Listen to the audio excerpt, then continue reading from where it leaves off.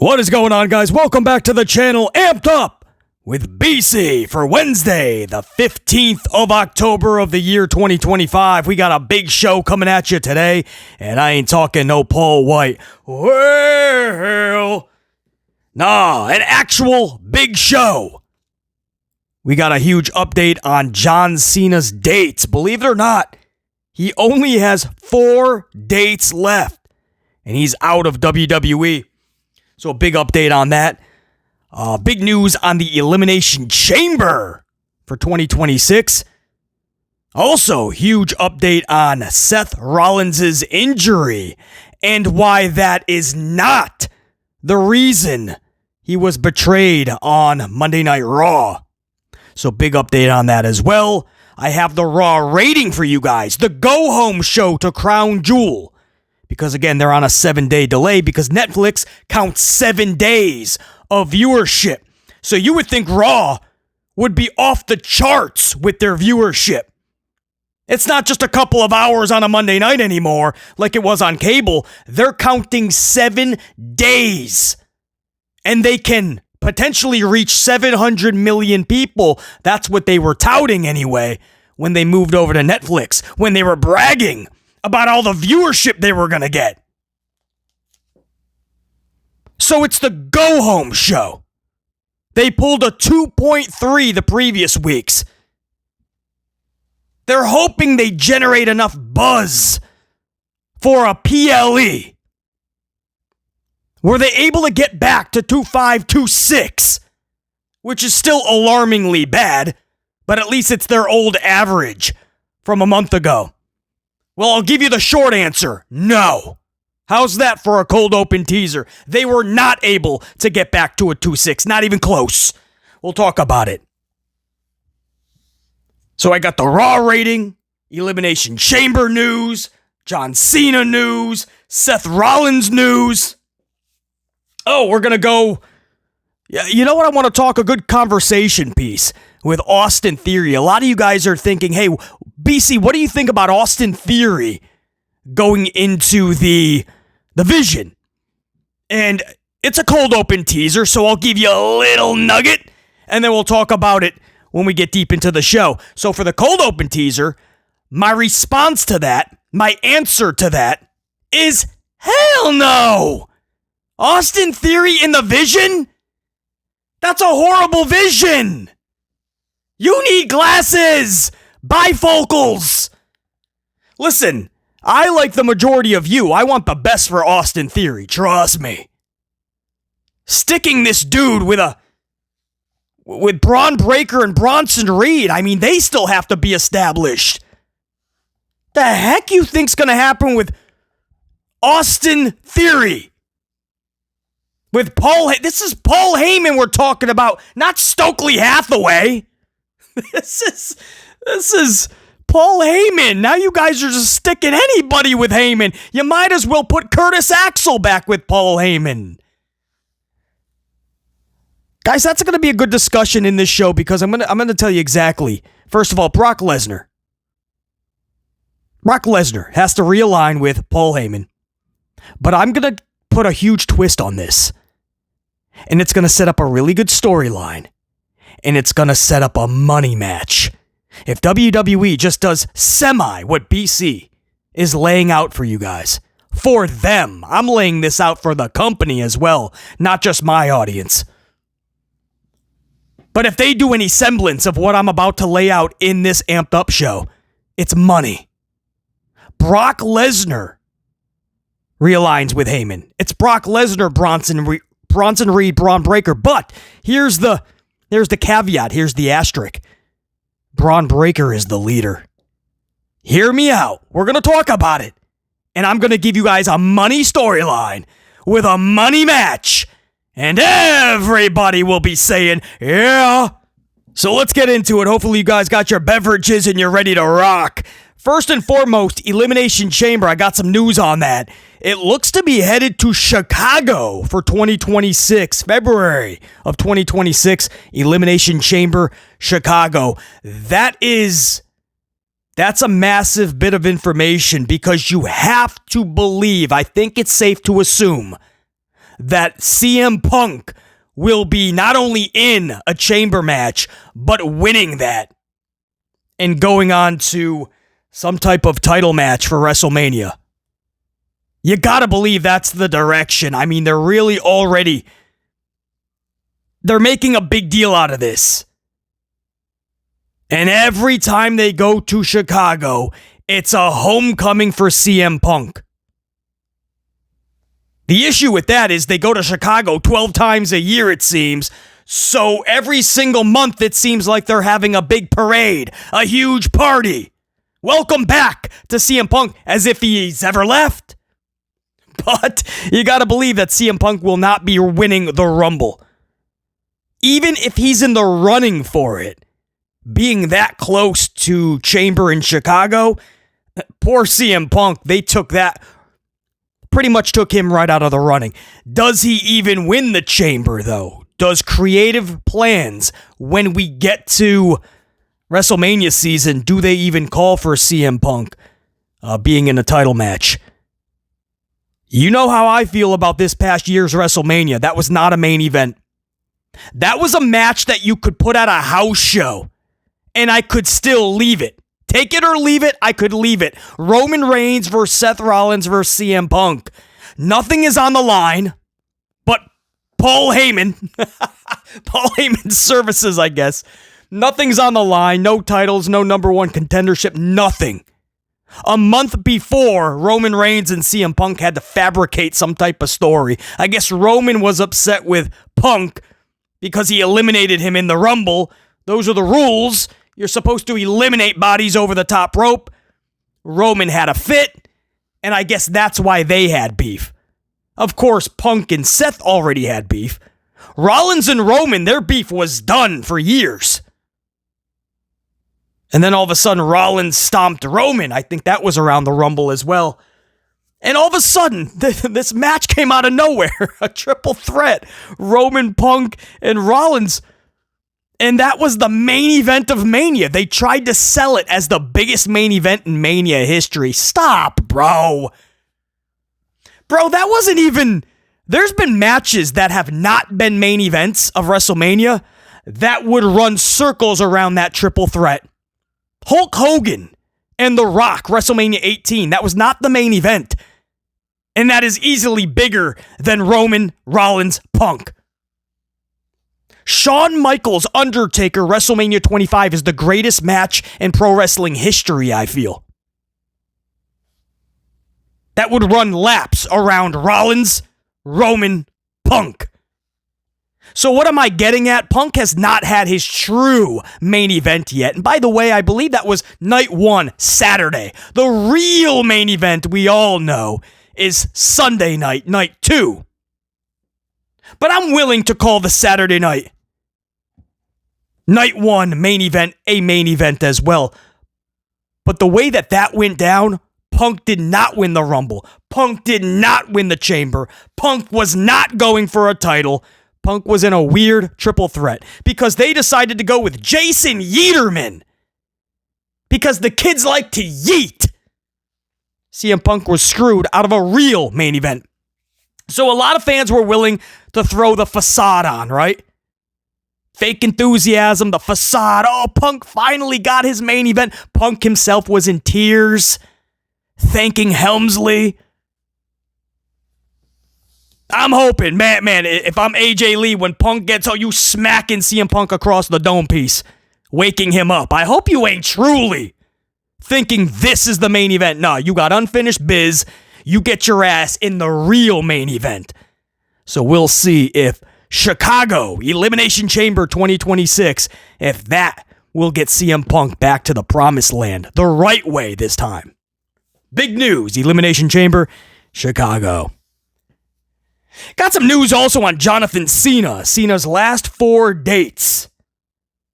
And they are laid out. Boston, Monday Night Raw, coming up. Then it's New York City, Monday Night Raw. San Diego, November 29, I believe, Survivor Series. And then it all comes to its conclusion. The final act, if you will, on December 13th, Saturday night's main event, Washington, D.C. That'll be Cena's last match. They're really pumping it up like it's a PLE. And John Cena will have his farewell. He'll ride off into the sunset on December 13th. So we expect about 2 more matches, 4 dates in total, 2 actual matchups. Wild, right? I remember when this thing started, they had the countdown. He had like, what was it, 30, 40 something dates, man. Time flies. 4 dates left for John Cena. Man, they're selling. I'm hearing the merchandise. This is the most merchandise money they've made in a long time because merchandise numbers have been going backwards. Yes, even with the Yeet shirts. In fact, the Yeet shirts were not even breaking top 3 most weeks. So that tells you something as well. Another reason they probably took the title off of Yeeterman after just 2 months. Ratings going backwards, merchandise sales. LA Knights, was outselling the Yeet shirts. If only LA Knight had a proper push like Yeeterman. Yeah, makes you think, right? But John Cena, man, the t-shirt sales are through the roof for this guy. That's gotta suck when you know that the number 1 merch guy is taking off. It's also gotta suck to know that the number 1 merch guy is the guy who's not even there all the time. He's as part-time as it gets. Probably tells you you're not building new stars. Got some news on Seth Rollins. In this injury, this shoulder injury. There is still word he could need surgery. WWE is monitoring this, but big news, he's been pulled from their next tour. I believe it's a Japan tour. The tour of Japan, I think, is next. And he's already been pulled from those matches. There's been substitute matches already announced for that tour. So Rollins is being pulled. This is legit. I know there's some word on his last injury and how that was half storyline. Guys, he was banged up. I don't know why the community is just calling that a complete work. He was actually banged up and he was pulled off of TV and pulled out of events. That was a real thing. Now, yes, BC told you that the actual injury, that was the work. Because he needed the time off. So they worked it into the match. So yes, in a way, it's a work, but the injuries, they did add up, and he was banged up. He could not compete. The docs were saying you need the time off. So it wasn't a complete work, guys. He wasn't just like, faking an injury. It's all storyline. No. They made it seem that way afterwards. But he was banged up and pulled off the road for legit health reasons. And now this injury looks to be absolutely 100% legit. Now here's the twist on this. Latest reports stating that this injury is not the reason for the betrayal angle on Monday Night Raw. And instead, it is Netflix telling Levesque McMahon, telling WWE, they want bigger, bolder stories. I love this. This is everything I've been telling. First and foremost, before the reports we got a week or 2 ago that Netflix was indeed furious with WWE and seeing the numbers drop, not just so low, but how fast they are dropping. But I told you guys even before those reports how Netflix operates. They were never going to allow this. This isn't Fox. This isn't USA Network, CW, Peacock. This is none of them. Netflix is going to make you hold up your end of the bargain. If they feel you are not putting in the work for what they paid for, they're going to come after that ass. They're going to make sure you're pulling your weight. You're putting in the work and the effort. Netflix has been known to can shows that were successful, and they did away with them. These numbers are so bad for Monday Night Raw that I told you guys Netflix isn't going to go the full 5 years before they can opt out because it's a 10-year deal. opt out after 5. Of course they're going to opt out. But these numbers are so bad, and Netflix is badass. They don't play around. I told you they're probably already actively looking for a legal loophole that will get them out of this deal within 3 years, and I still stand firm on that belief. But then the reports came out after I said all that, and I've been saying that for weeks and even months. And then the reports that Netflix is not happy with WWE. And the word I've been using for months was actually used in one report, furious with WWE. And then what did we see just a week ago? Heavy advertisement for Roman Reigns and CM Punk's returns to Raw. In fact, Roman was brought back early. Roman was originally not supposed to even go to Australia. He was not happy about it. He went on some talk show talking about how he's all banged up. His body wasn't even ready for the travel, let alone the match. But they had to bring Roman Reigns back because Netflix was pissed off. So they heavily advertised it. I have never seen that many Raw commercials and advertisements for Roman Reigns and CM Punk. And it coincided with the reports of Netflix being pissed off. So WWE, it was like they were forced to have a fire lit up underneath their ass. Get them in motion. Get a spark in them. But that's not enough. A new report stating that Netflix is demanding bigger and bolder stories from Paul Levesque McMahon, Hunter Hearst Helmsley, and WWE. I love this. If WWE isn't going to do it, if they're just going to tell the fans to fuck off and say they're not even real fans when we try to ask for better, try doing that with Netflix. No. Go ahead, Paul Levesque McMahon. Tell Netflix to fuck off after they gave you the billions. Tell them they're not real executives. They don't know what they're talking about. Tell them, Paul Levesque McMahon, I would love you to. They will smack you into next Wednesday. Netflix don't play around. From day one, Netflix is built like a different beast. Everything I told you guys, it's coming true. You're seeing it. The heavy advertisement for Roman and Punk like we've never seen. Roman coming back to have this match in Australia for Crown Jewel. This angle popping up out of nowhere that people are saying might solely be because of the injury. No, we're hearing that Netflix already wanted a bolder story, and this is the route they decided to go. I'm okay with it because I never liked the Vision together anyway. And now it opens up way better possibilities. Don't hold your breath, obviously. It is Hunter Hearst Helmsley still leading this ship, unfortunately. So he can find a million different ways to botch all of this. Hopefully Paul Heyman is in control of this story. But it's better possibilities now than when Rollins was just mingling with Breakker and Bronson. None of those puzzle pieces fit. It was awkward. It leads to nothing fun. You can put them all in war games. It wouldn't matter because nobody would care. This leads to much more promising. A much more promising vision. How do you like that? In fact, BC's going to lay out an epic story in just a couple, 2-3 minutes. But I am damn glad Netflix is holding WWE accountable.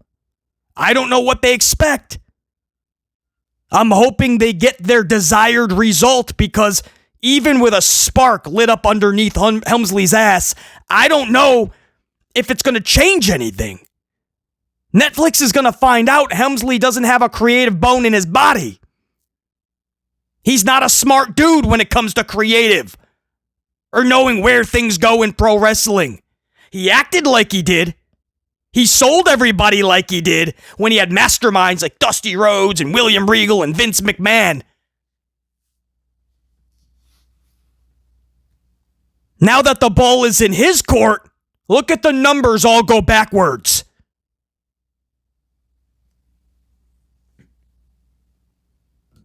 But I'm glad Netflix is demanding more because Netflix can't see them go any lower. Netflix put a lot of money into this. Nobody's watching. You guys want to know the number? Let's lead that into the next story. So that's the big Rollins news. A lot to take in, I know. Taken off of the next tour that's already been established. There's substitute matches that have already been announced. And that is not the sole reason, anyway, that angle was put out there. That was because Netflix is demanding bigger, bolder stories, and that's what they decided to go with. But check out this number. This is what I mean about Netflix being pissed off. The Go Home Show, the crown jewel. The Go Home Show. This should be one of your biggest numbers. You're going into a PLE. This is all the interest in the world that you've been able to create over the last several weeks. This is the payoff. This is the Go Home Show, right? 2.4 global. That's not domestic. I remember there was a time where just in the US they were pulling a 2.4 and we were going, oh, that's not good. Domestically is way less. Globally, a 2.4. If you're wondering, that's up 100,000 from the week previous, which was a 2.3. So the Go Home Show pulled just a 2.4. Their average a month ago was around a high-end 2.5, 2.6. The last couple of weeks, they were pulling 2.3s. And for the Go Home Show to crown jewel, a 2.4. If you're wondering, 4.8 million in hours viewed. That is up 0.3 from the week previous. They fell out. Or no, they're on the ropes. My bad. They're at number 9 in global rankings. They fell from 8, which was already rough, to 9. They're on the ropes, and they're about to exit the top 10 in global rankings. That's wild. I hope you guys can now see why Netflix is pissed off. WWE touted that they can now reach 700 million people. Of course, they weren't hitting 700 million people weren't watching WWE Raw. But what they were saying is you're going to see numbers like you've never seen before. And Netflix counts 7 days of viewership, not just one night.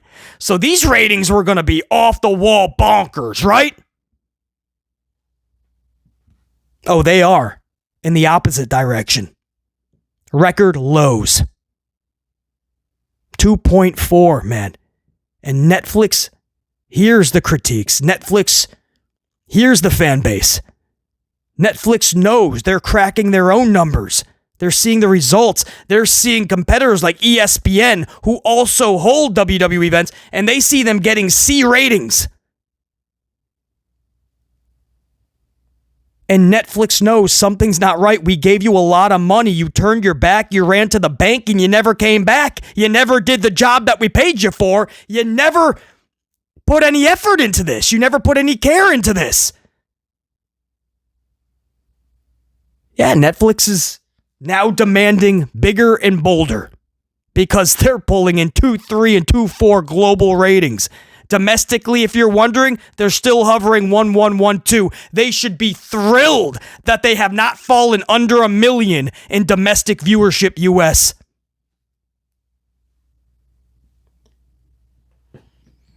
Now let's go back to this vision, if you will. This is the conversational piece of this amped up show. First, I'm going to address the Austin theory in this group, and then I'm going to lay out how it should go. So first, a lot of you guys are going, BC, what do you think about Austin Theory joining the Vision? Austin Theory. To which my response would be, have you lost your dome piece? Have you fallen on your dome piece a couple, too many times as a kid? Or, growing up, was your parents just playing basketball with your dome piece? What do you mean, Austin Theory in the I don't think we're thinking, right? This is where fans are just thinking, oh, who hasn't been used in a while? Who do I kind of like? Who would I like to see more out of? Who do I want good booking for? Hey, what about Austin Theory? Remember Theory? I still feel he's got something to give. BC, what if we put Austin Theory in the group? Guys, I'm hoping he has more to give. I really do. I really hope the best for Austin Theory. So far, we have not seen it. And there's been some opportunities. Vince McMahon was working with him directly. One of Vince McMahon's final stories that he put himself in was with Austin Theory. Listen, the booking has been nowhere near supreme. I get it. You can blame the booking, no question, whether it's Vincent Kennedy or absolutely Hunter Hearst Helmsley, who botched this dude worse than I've seen anybody botched when he won the briefcase, Money in the Bank, and Helmsley had him cash in on a Monday Night Raw on the mid-card title that Austin Theory had already held in the past several times. I think it was like the U.S. title. And by the way, he failed. So he cashed in on a Raw, on a mid-card title, and failed. That was Helmsley just saying, I just need this briefcase off of this dude because I just don't like the dude. I don't like the briefcase. I don't like anything about this. And you could easily say he buried Austin Theory that night. I don't like to use that B word often. Fans use it too often and it's always in the wrong places. But you could easily say that and I would not have batted an eyelash. I would not have disagreed with you. So I hear you. The booking's been horrible, but he's had times where he could have made something shine, and he just didn't. The personality, the charisma didn't shine through. So I still hope the best for him. I have to believe that he has something more to offer, but it's just not working. Everything he's in, it doesn't work. It doesn't connect. And the booking isn't helping, for sure. This latest thing with Grayson Waller, I mean, there was a couple of times in the last 2 years where it was semi-funny, and then it was just bad. And then you just felt bad for them. And then they were just legit jobbers, not glorified jobbers. They were just Barry Horowitz, Brooklyn Brawler jobbers. So now you want to rectify all that by just chucking him in the Vision. Why would you do that to Paul Heyman, bro? We can't just throw everybody to Paul Heyman because you're devaluing Paulito Heyman. At that point, I said it in the cold open, but you might as well just throw Curtis Axel in there then. This is a guy who was with Brock Lesnar, man. And Roman Reigns. CM Punk, a lot of you guys like Punk and him the best. I thought Punk, I didn't think it fit as good as him and Brock and even him and Roman. But a lot of you guys loved him and Punk. All right, I'll even let that slide. Punk and Heyman. Seth Rollins. And listen, this is Seth Rollins we're talking about. And I will tell you right now, it didn't work. Not even Seth Rollins belonged with Paul Heyman. And it's bad enough we have Braun Breakker and Bronson Reed, who could be main eventers. Breakker maybe sooner than later. Bronson, we hope, will get to that point. Could be. Right now, they're not. They're still mid-carders. You could put them in the main event, but nobody's got that feeling yet for Braun Breakker and Bronson Reed. Right? We're hoping we get to that feeling. So they put them with Paul Heyman, or should I say Paul Heyman with them. Okay, that's enough. That's enough new talent right now. Let's see if that works, because you don't want to devalue Paul Heyman. If this doesn't work, that falls on Heyman. And people are going to remember that. And they're going to lump him back up with Ryback and Curtis Axel. Yeah, these were people that were with Heyman, and it failed. So now you want to bring in Austin Theory? I mean, I feel like we're just throwing anybody in there. I'm not joking when I say, who's to say Dragon Lee won't one day be with Paul Heyman?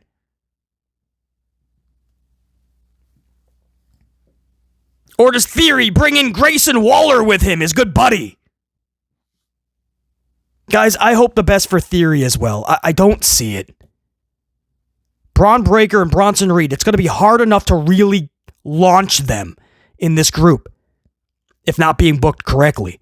And you just want to throw in guys that not even mid-carders. I mean, guys that are not even on TV. And you could say, well, Austin Theory has an injury, BC. The fact that nobody even cares, nobody's going, hey, where's Austin Theory? That's an issue in and of itself. No, guys, we gotta be smarter, man. Yes, Austin Theory needs good booking. Now, you could absolutely see Austin Theory into the Vision. That's something Paul Levesque McMahon probably would do because he doesn't have any vision on the Vision anyway. It's clear he doesn't have any plans or any direction or any care for Austin Theory. So you could absolutely see Theory in the Vision, and some of you will get exactly what you want. But no, that should not happen. Austin Theory should not be in the Vision. If you thought it was bad with Seth Rollins, Braun Breakker, and Bronson Reed, wait till you have Bronson Breakker and Theory. Oh, that's going to be a charismatic party. Show up with bells and whistles and party hats. Can't wait to put Austin Theory on the microphone and then give it to Bronson Reed and then have Breakker woof. Yes, I'm passionate about that. We can't just be throwing any and everybody in there. I don't know where, I mean, this started off like a little fun thing. Oh, what if Austin Theory, and then all of a sudden, like fans always do, yeah, Austin Theory should be in there, man. Austin Theory, he's the future, he's the Vision. I'm just trying to care about Austin Theory, man. You're going to stuff him with them who I'm still trying to care about Bronson Reed, and he's in the Vision. I'm still trying to care about Braun Breakker, bro.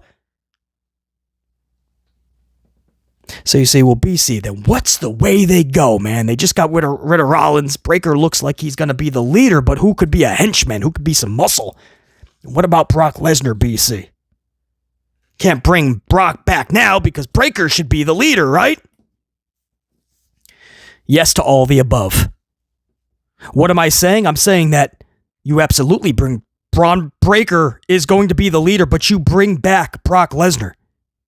You absolutely bring back Brock Lesnar. They've already planted those seeds with the reunion of Paul Heyman. Those seeds are planted. Lesnar's going to need something to do, and this time it has to be relevant. He can't just come back like he did, a summer or two ago and have a whole summer's worth of matches with Cody Rhodes, and we don't know why. Nobody knows why. They're just like, it's Brock Lesnar, he'll sell some tickets. The whole summer went by, and then he and Cody hugged, and that was it. We never had a reason why they were fighting the whole summer. And then recently, the last several months, Brock Lesnar comes back just to deliver a bunch of F5s to John Cena. That's it. Had a match with him, destroyed him, went back to the farm. We still don't know why he attacked John Cena or had a match with him. We don't know. They're just like, it's Brock, that's it. No, when he comes back, it's got to be with purpose. It's got to be with Paul Heyman. There has to be a story. So absolutely, Brock Lesnar comes back, joins Paul Heyman, and he is a part of the Vision. Here's your twist. And then you go to Braun Breakker, who is 100% the leader of this Vision. That's right. I want you to think about this Vision, if you will, right? It's Monday Night Raw. Paul Heyman in the middle, right? All these wrestlers, this Vision is looking at the hard cam. Paul Heyman in the middle, Bronson Reed on his right, Brock Lesnar on his left, Braun Breakker in front of them. On the microphone, he is leading this group. The whole world knows Brock Lesnar is the real lead dog. But Brock Lesnar is willing to listen to Paul Heyman and let Braun Breakker run this ship.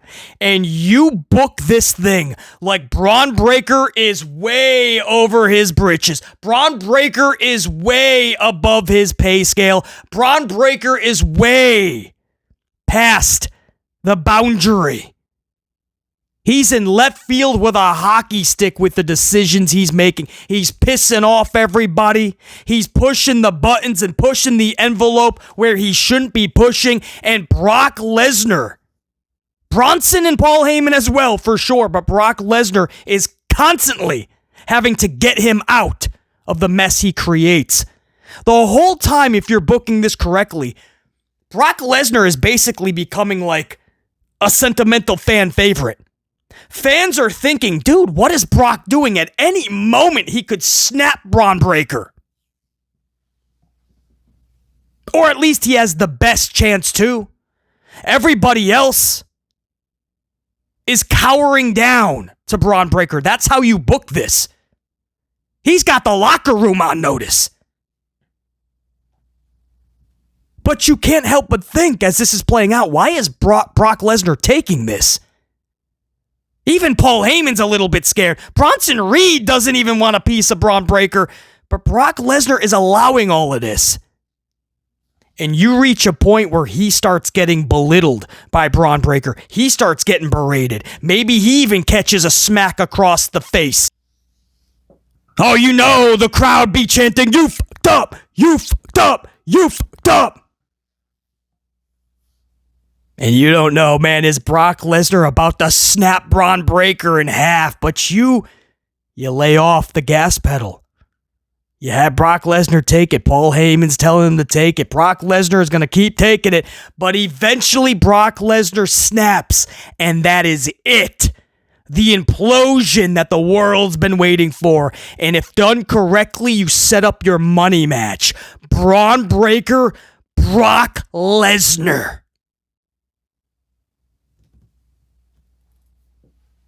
Money. I want to see Brock Lesnar standing behind Braun Breakker. That is a money segment time after time. A money storyline if you do it correctly, and a money match as your culmination. Brock Lesnar is a henchman for Braun Breakker. What goosebumps the way that I could write this? Oh, I tell you, man, if they were paying me to do this, I would come up right now with 28 pages of epic television over 2 months. Those are the stories that excite me. See, you can't even think of that when Seth was with Braun Breakker and Bronson Reed. It doesn't lead to anything. It didn't work. So yes, you can absolutely still bring in Brock Lesnar to the Vision. And yes, Braun Breakker could absolutely and should still be the leader. But you have to care. You have to have fun with this. You have to put in the effort. You have to want to put out the best television. I can't tell you that WWE wants to do that. And I can't tell you that Hunter Hearst Helmsley wants to be bothered doing it. Paul Heyman in charge, he possibly could. There's a lot of fun you could have from this. And I really hope they don't screw this up too badly. Because a lot of good can come from it.